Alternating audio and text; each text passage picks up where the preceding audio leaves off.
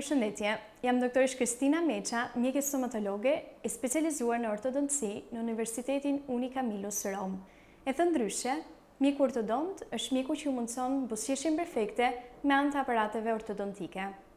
Sot kam dëshirë të ndaj me ju disa nga pyetjet që na vijnë nga prindërit e pacientëve tanë të vegjël. Pyetja e parë: cili është momenti i duhur për nisjen e një trajtimi ortodontik? Në fakt, nuk kemi një kohë të mirë përcaktuar për nisjen e trajtimit dhe vendosjen e aparateve ortodontike.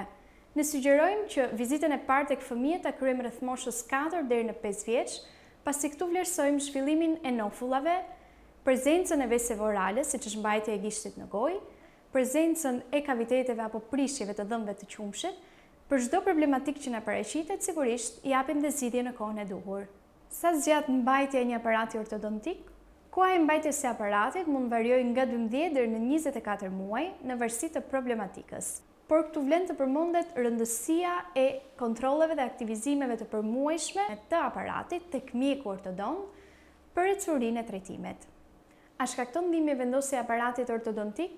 Gjatë procesit vendosjes së aparatit, pacienti ndihet mjaft komod. Më shumë se sa dhimbje, do thojë një parati e cila vjen si pasojë e aktivizimit apo shtrëngimit të aparatit. Parati kjo e cila zvoglohet në ditët në vijim. Sigurisht me këshillat e duhura përpiqemi të evitojmë sa do pak shqetësimet.